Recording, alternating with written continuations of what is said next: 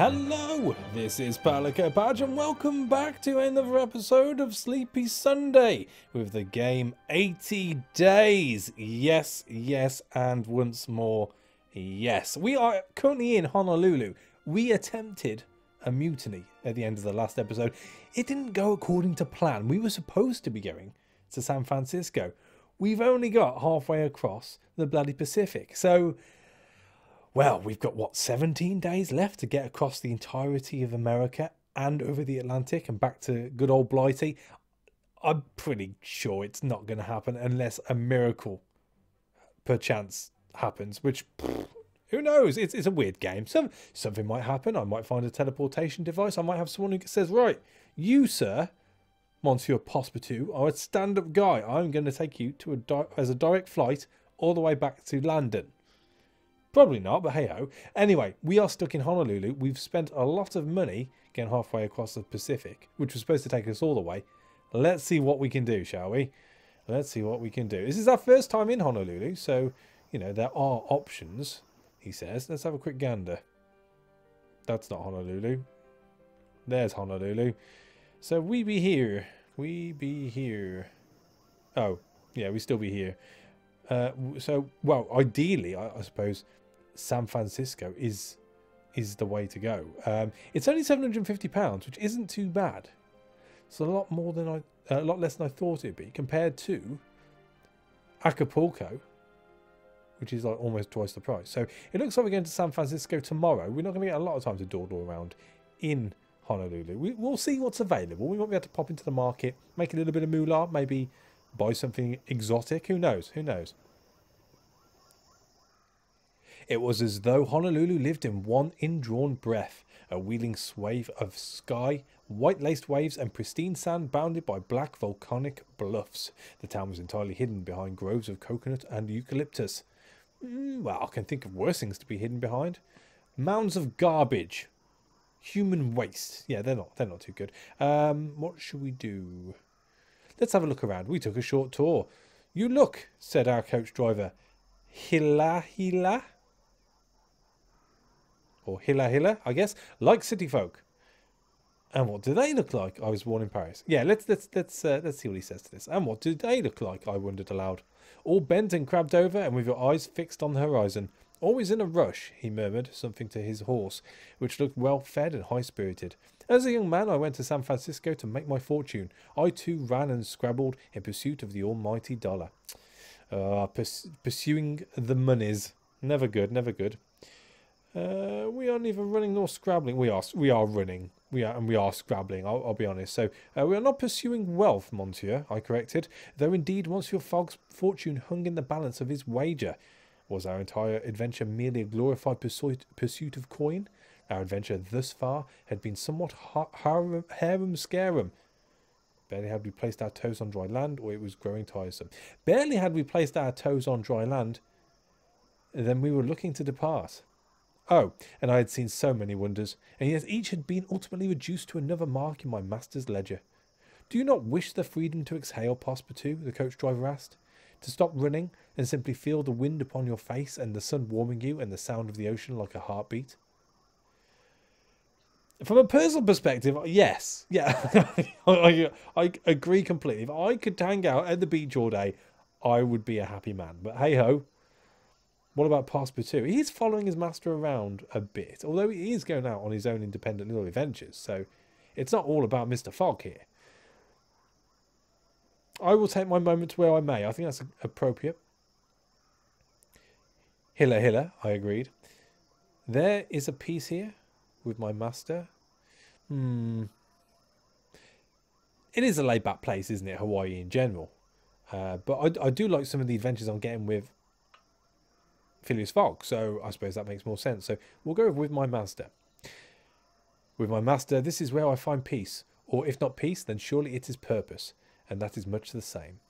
The coach driver sighed and turned his face up to the endless sky. A man may find himself here, he told me, but only if he wishes it. He invited us to his home that evening and fed us dough-like poi and bright flesh slices of orange and guava. And I thought for once about peace and purpose, but I still thought of the marks in Monsieur Fogg's ledger. Seems a bit cold, that. So, and I thought for once about peace and purpose, instead of the distance yet to travel. My own purpose remained undimmed, but Honolulu was a pause, a moment pulled free of past and future and containing only the taste of guava and salt-freshened wind. We finished our night in Honolulu with a souvenir, a swirling conch shell, collected from the beach as we walked back to our lodgings.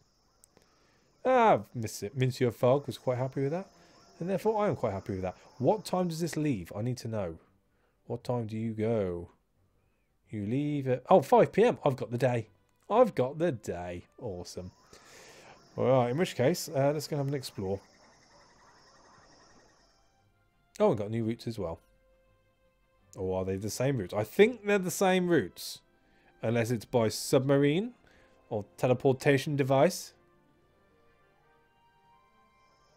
I struck up a few conversations here and there, hunting for options for how we might proceed. Okie dokie. Okay, well, quick look in the market. Oh, there's an accordion. A civil Domanian bass accordion suitable for playing irrelevant melodies. And that's good in quite a... In fact, that's good in San Francisco. We will buy that. Smith & Wesson, New Orleans and Panama. We're probably going to go past New Orleans. How much is it? Here, I'm just spending money. 110. We can afford that. And a cotton flower. Lima and Panama City. We're not going in that direction, so that's no good.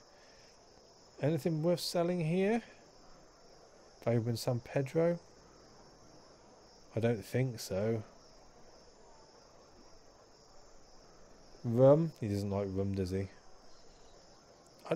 Well, we're doing okay. I think the actual capacity is an issue, but other than that, I think we're doing okay. But hey ho, let's get out of here. And we are going to San Francisco. It's only an extra £17 for an extra... Oh, that's fine. We can afford that. We're rolling in it. We are... Wow, the equivalent of millionaires anyway. So the luggage rack has space for 4 suitcases, which will suffice. And we're on a banana boat. Have a banana. We boarded a steam barge from Honolulu to San Francisco. The scent of ripe bananas pervaded every plank of decking and bulkhead. A sweet and deliciously rotting odour which I rather became accustomed to. We are positive, remember. We are looking at the bright side of life. I rather became accustomed to on the voyage, much to the detriment of my keen sense of smell. Well... Should we have a gan? Let's have a talk. Let's have a chat. Begin conversation. Greetings, Capitan. Passpartout. Take my arm a moment. Oh, yeah. What were you doing then? San Francisco? I'm very interested in San Francisco. They say that San Francisco is one of the most advanced American cities. Oh. But can we get to Salt Lake City? That is where I'm going to make my fortune. I've heard you can get to Salt Lake City from San Francisco aboard the Transcontinental Express. On the subject of trains, I've heard my mother design parts for the Texas and Pacific Railway from Dallas to New Orleans. Okay. What about getting to Cheyenne? Apparently Salt Lake City is connected to Cheyenne, is that right? You mentioned trains. I've been told one can travel aboard the Canadian Pacific Railway from Gastown to Winnipeg. None of this is helping. None of this is helping. But hey ho, okay, Winnipeg. What else do you know about Winnipeg? I'm told you can pick up walrus teeth in Winnipeg, extremely valuable in Ottawa. Alright. What about Ottawa then? Do tell me more about Ottawa. I'm sorry I have to run, you tease. You're such a tease. But hey ho. At least we can go to Salt Lake City. Albuquerque's joined up. Ooh, I wonder if we can go from New Orleans across the Pacific. My bad. Atlantic, that one is. Ah, I huffed, attempting to convince my mouth that I ate fried kippers and potatoes at breakfast. Everything smells of bananas. Monsieur Fogg replied that he could not smell a thing, which I took to be his queerly English sense of humour at work. Still, if bananas were to be the worst of my troubles, still I managed to finish my breakfast with my nose pinched shut. Still, if bananas were to be the worst of my troubles aboard this boat, then that would be no bad thing. I concur.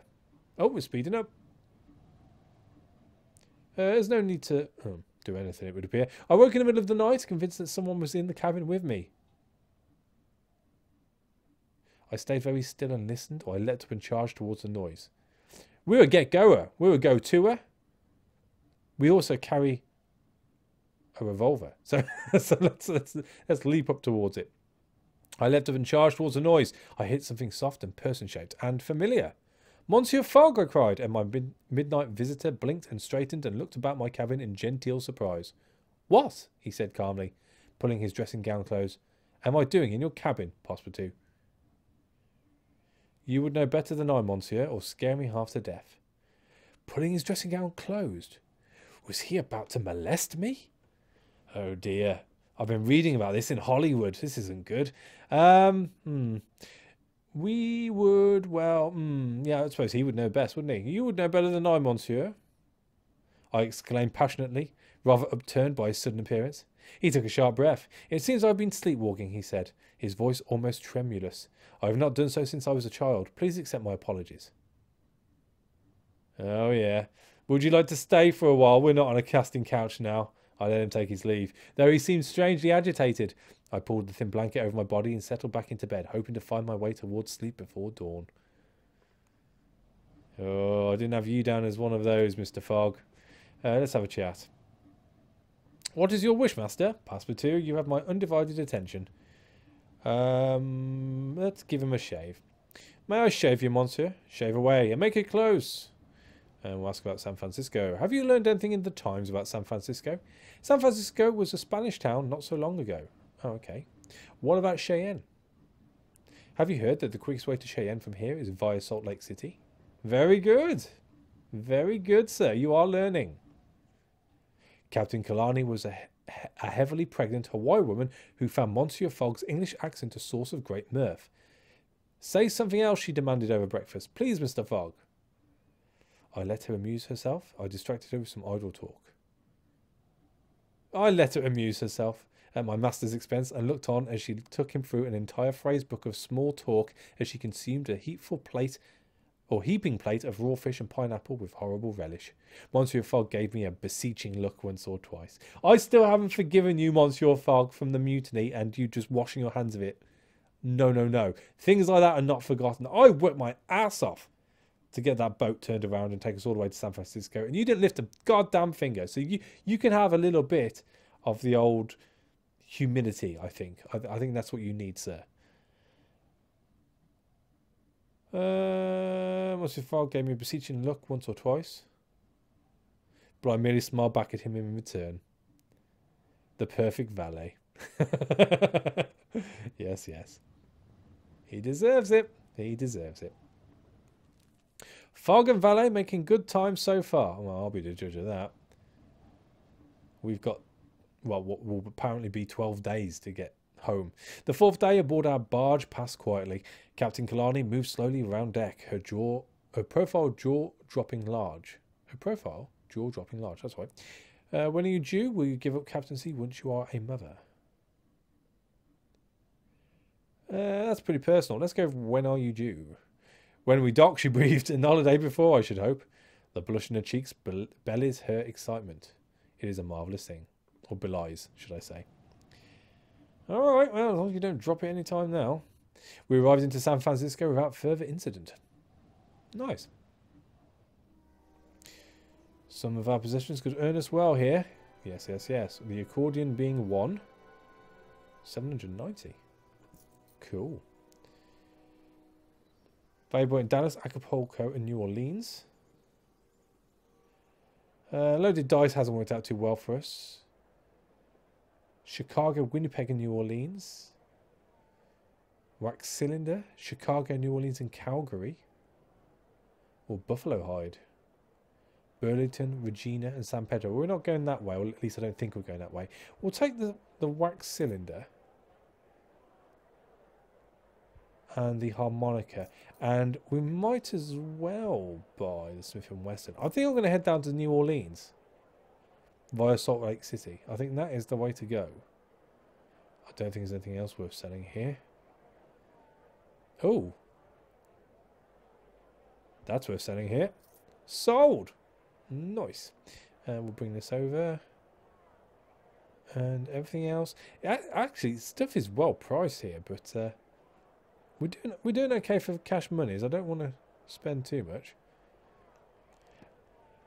Let's have a quick plan. We want to go to Salt Lake City, but we do want to cut down to New Orleans. So I'd have thought there might be a change at Salt Lake. We can always see. 360. I mean, how much is it to get to Burlington? 850. About a week? I don't have a week. How long to New Orleans then? So you have to find a direct route first. Okay, well, I suppose we better have a mooch about. See what's going on as soon as I find out my way back to the bloody menu. Right, so let's have an explore.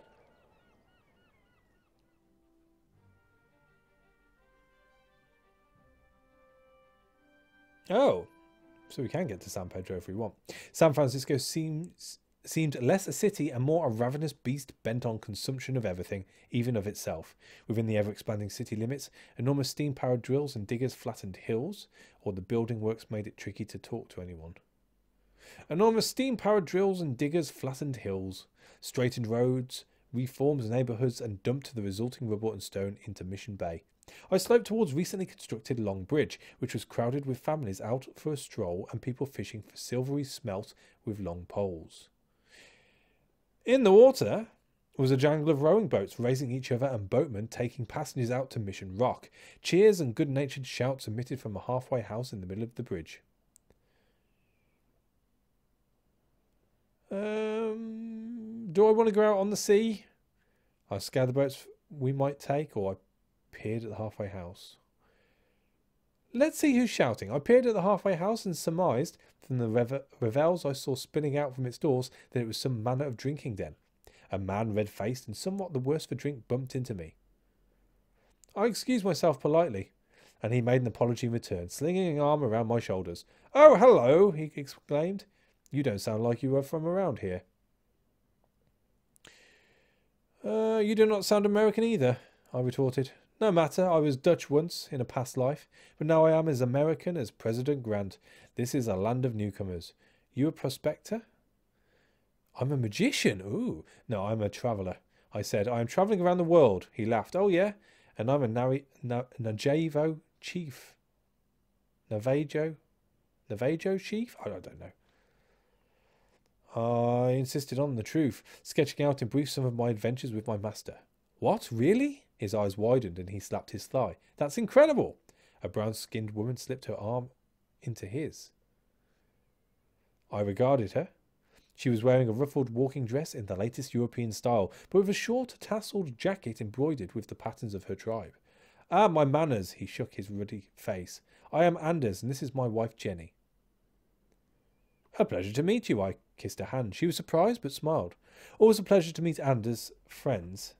She looked askance at the whiskey flask in his hands, but seemed to find me unobjectionable. I hesitated, the obvious question about her origins on the tip of my tongue. It is a little bit rude, isn't it? It's a sensitive time, being in America. I don't think I just want to come out and blurt it. Then again, she could lead to some interesting stories and hopefully roots. "So are you?" I let my rather uncouth question trail off in embarrassment. She laughed with full-throated pleasure. "I am of the Modoc tribe, what the New Americans call Indians." Jenny rolled her eyes. "I do not mind your surprise. Most of my tribe has been taken to the Klamath Reservation in Oregon." "What is a reservation?" Jenny looked at me with utter astonishment. "They are tracts of land where the first peoples are relocated when the whites decide they want the gold, the silver, the coal, the buffalo in our homelands." Anders whispered something into Jenny's ear and she laughed, though I feared I had opened an old wound with my prying questions. I nodded and found my way back to Monsieur Fogg, who was sitting drinking tea with a disconsolate frown. "It tastes like soap," he remarked. I would say no more. No, the Americans can't do tea. Coffee is okay, but tea's not one for them, I'm afraid. Hotel. I headed towards Chinatown to eat. It was a warren of crowded wooden and brick houses, temples, businesses, herbalists, laundries and market stalls selling fruit and flowers. So, brightly coloured lanterns illuminated the streets. I regarded the people with some interest. I was interested in conversation. I wanted only to eat. I regarded the people with some interest. Large groups of men stood around smoking, drinking green tea and calling to each other good-naturedly. I felt quite at home. I had travelled around more than half the world after all. What was one more foreignness in such a foreign place as America? I decided to approach a young man with a Q ponytail or an older man in European clothes. Let's go with the young gun. A young man with a Q ponytail who was relaxing outside a small shop with arms outstretched. He seemed to me to be a labourer, a wrestler, a street thug. Let's go with wrestler. Despite his slender frame, his arms were heavily muscled. His name was Jing Hao, and he was enjoying his single day off from working on the Transcontinental Railway to New York. Is the line done? That's a good question. Is the line done? I asked, and he shot me a weary look. Nearly, but no. Outlaws keep stealing lengths of track. It is open to the public as far as Burlington. Still, I should not complain. At least I have a job. What would he do once the railway was complete? Alas, I had little time to ponder this, as I had to bid him a hasty goodbye and return to my master. So, didn't really find out much more there. Never mind. I do believe, though, we are on our way. We are on our way. Where do we want to go to? We want to go to Salt Lake City at 4 p.m. Let's go now. Let's go now. We've got enough together. Let's do this. Woot, woot. We were lucky to arrive in San Francisco just in time to catch the inaugural journey of the Transcontinental Express, which would take us to New York in 8 days, with only a handful of stops along the way. It said it didn't go to New York. Bar humbug. I don't know if to stay on now, if that's the case. Let's converse. Good eatings, Monsieur Durant. Good day, mister. I need to know about Salt Lake City. Salt Lake City is fast becoming a transport hub. Oh, indeed. Can we get to Las Vegas? Can you travel from Salt Lake City to Las Vegas? It seems unlikely to me. Now, anyway, I suppose you don't have any idea who my father is. My apologies, monsieur. I do not. Oh, don't worry, you will. Oh, well, you've got a big ego, haven't you? All right, what about Albuquerque? I believe so. Albuquerque can be reached from Salt Lake City by the rail cart. And how about Albuquerque to New Orleans? That is where we're trying to get to. Speaking of trains, I understand Miami is connected to Atlanta by rail. I don't care about that. What more can you tell me about Atlanta? Well, you can obtain skyscraper blueprints in Atlanta, which will sell for a fortune in Lisbon. All right. Well, we got our route connected, which is good.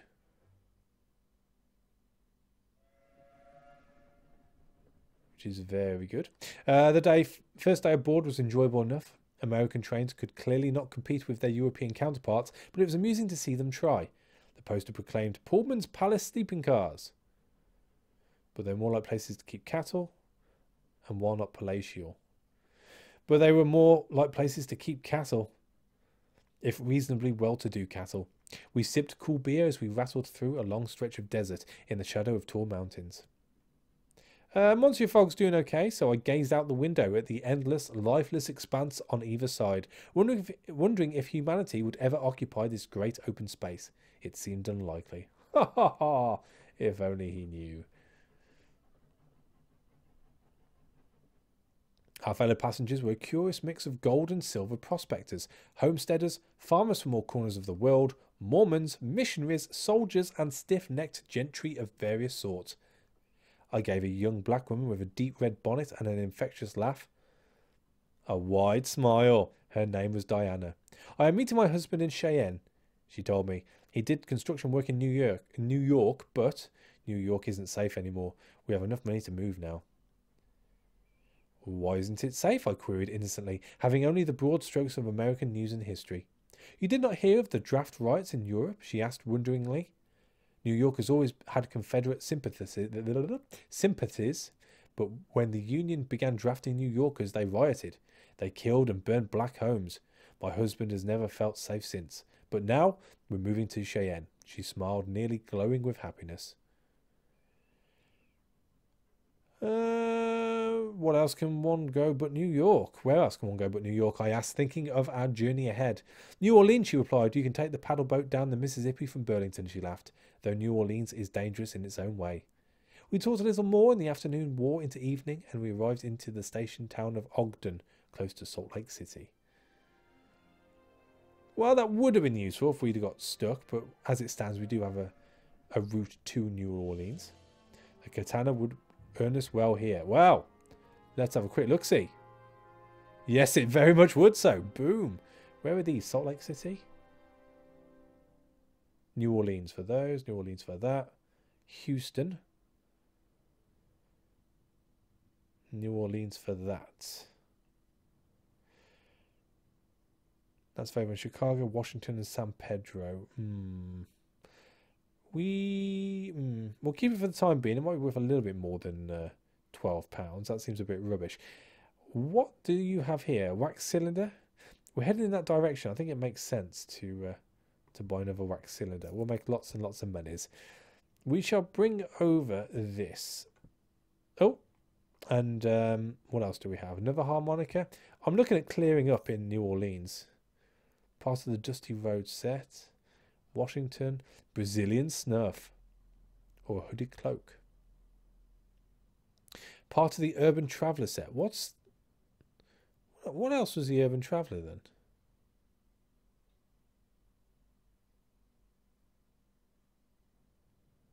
Oh, the elastic wallet. Well. Okay.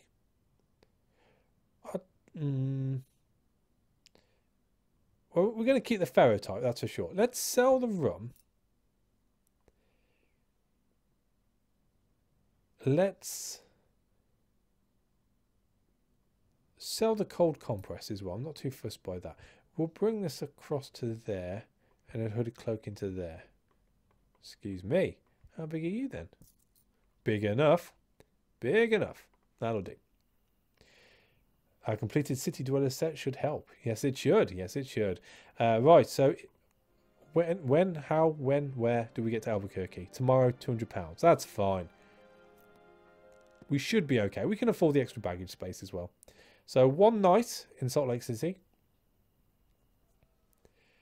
As I sat in the downstairs room of our hotel, looking out across the plains, secretly longing for a glass of wine or a cup of coffee and enjoying the moment of silence.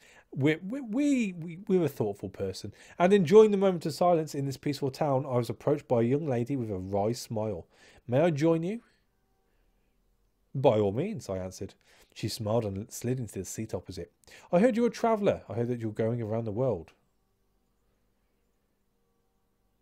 That is correct. We don't want to give too much away. The whole world? That's so exciting, she said. The San Francisco Chronicle did a full profile on you both. Your international news.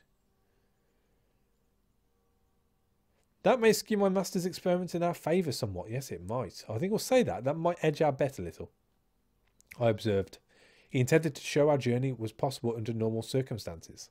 She smiled. You sound tired of your adventure. Or do I want to divert the question? More anxious than tired, I replied. We are nearing our journey's end. You are barely halfway around the earth, the girl replied. Is there not still the great Atlantic to cross? There will be a way, or we will travel in an airship.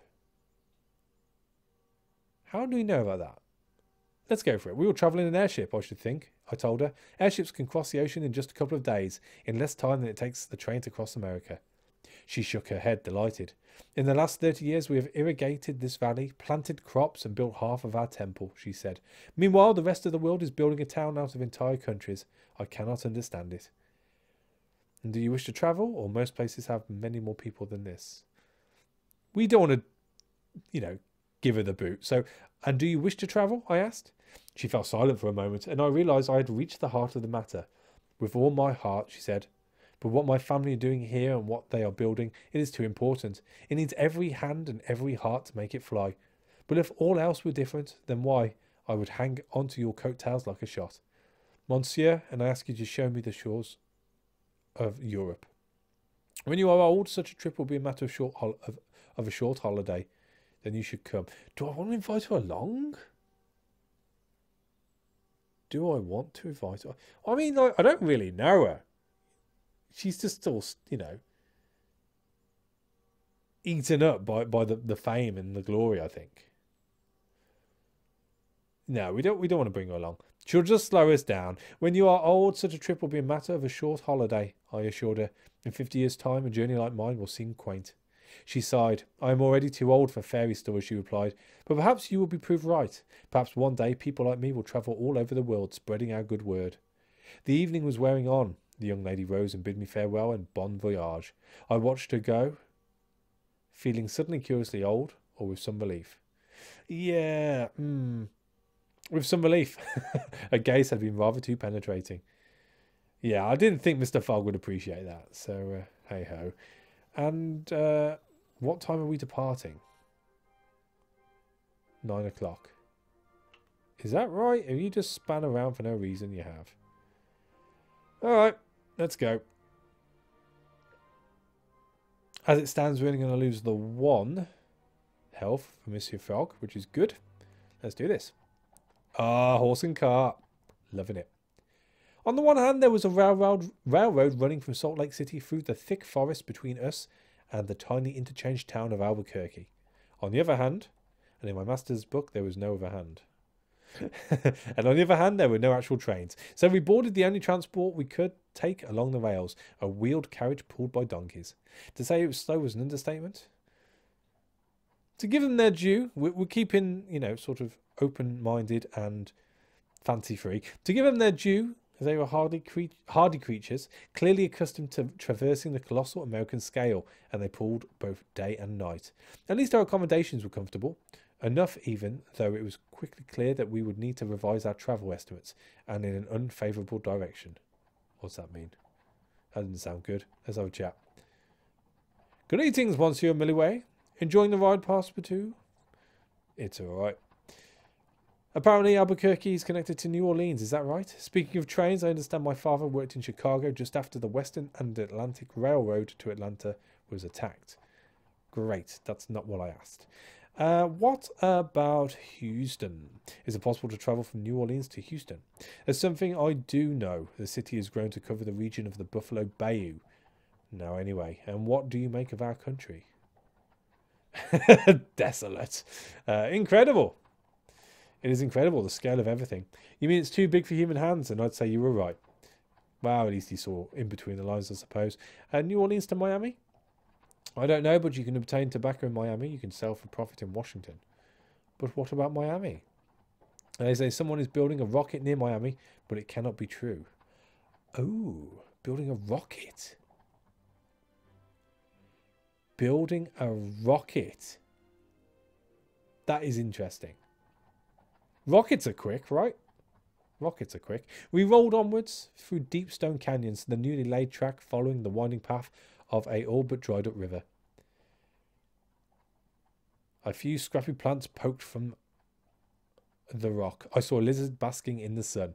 Overhead, some large bird circled on outstretched wings. If one was to die in a place like this, one's body would become bleached bones before it was found. It is a godless place. Night fell, bringing cooler air and the crisp beauty of the stars, framed as though through a window by the tall canyon walls. Our driver, a Mormon called Jake Milliway, boiled beans in a can over a fire of crackling twigs. I sat as close to the light as I could. I went for a walk into the darkness. I asked him his thoughts about Salt Lake City. I sat as close to the fire as I could, thinking perhaps the jackals, wolves, vultures, and whatever else might be afraid of fire. And when the food was ready, I joined in heartily, more hungry than I had realised. I've decided to play it safe. There's a lot of things that can kill you in America. I am at your service, Monsieur Fogg. Passpartout. We've still got to cross the Atlantic, Monsieur. You must find a route that will get us as close to Europe as possible. Okie dokie. Did you read anything in the paper concerning Albuquerque? My father worked in Albuquerque on the day the Texas and Pacific Railway to Dallas suffered a fire. What do you know about New Orleans? I know that some buyers will pay well for revolvers from New Orleans. Don't we know it? Don't we know it? We slowed down a little on our second day as the line of the railroad began to climb. Albuquerque is the highest point around, Milliway remarked. It's also a place of sin and injustice. My kind of town. And railroads, I hazarded. Certainly, he agreed. You can travel all the way to New Orleans if you can afford the ticket. The cart rattled along, the donkeys sweating and working in the heat. All right. Looks like we're getting a train then. With little fanfare, the hardy beasts leading our caravan pulled us up a final gentle slope and into the interchange station at Albuquerque, where we were met by the station master who shook our hands. You're the first stock from Salt Lake, he declared, and you're most welcome. I thanked him. though I doubted their hospitality could amount to much. One day, the master continued, Albuquerque will be a hub, an enormous city. People will come from all around the world to visit us. I looked around somewhat skeptically. No, that's not us. I look forward to that day, I replied politely, and then we hurried away, stumbling a little from stiffness to find a place to stay. Cool. Albuquerque it is then. Now let's just have a quick look, see. So we still have to go through Dallas. Okay. Oh, in fact, planning. When does it go to Dallas? 2 days! I can't afford to lose 2 days. That's ridiculous. It's only £81. How much to speed it up? The Englishman's wardrobe could yield results. Most generous. No charge tomorrow. No charge at 1 PM. Damn right, let's do it. We're not going to stop. We will, however, see if there's anything worth selling here. No. No. Oh, I'm messing it all up. I need to go and have a look in the market very, very quickly. Another Smith & Wesson. Set of false teeth? Dominoes. We're going to have another Smith & Wesson. Why not? Let's go. Quickly. Let's leg it. To Dallas. Oh, to New Orleans for tomorrow. Yes, we shall. We shall. Let's embark. And it takes 4, so we don't have to pay any more for that. That was very lucky. We boarded the Texas and Pacific Railway, a decent stretch of railroad by all accounts, which joined west coast to south. It lacked the speed of an airship, but at least it was reasonably comfortable. Yes. Fogg's doing all right. Greetings, Madame Minkston. Can I help you? What can you tell me of New Orleans? They call New Orleans Crescent City. I have no idea why. What can you tell me about Dallas then? Is it possible to travel from New Orleans to Dallas? Have you heard that you can pick up accordions in Dallas worth a huge amount in Atlanta? Not going in that direction, but thank you. What else do you know about Dallas? I knew a woman who helped to build the Houston and Texas Railroad from Dallas to Houston. Okay, well, fair enough. The railroad turned from east to south at Dallas, which I glimpsed from the window, where we did not wait long. I'm not going to stop in Dallas, we'll go straight through. Which I glimpsed from the window and took an immediate disliking to, though I cannot pin down exactly why. Then we moved onwards through endless prairie lands towards the sun. And on to New Orleans. Nice. This stretch of track was unremarkable. I passed the time eavesdropping, I think. Trying to find options for our next journey. I encountered a nervous American ragamuffin, whom I quickly abandoned as knowing nothing. We entered the evening and the coastline became visible, and we entered the heady surroundings of New Orleans. Awesome. And that, I think, is where we shall leave it. So, hey, there's a chance, 6 days, there's a chance we might just scrape by. Depends how we get past this next time. So thank you for watching. As always, a like is appreciated, and I'll catch you on the next one. Take it easy.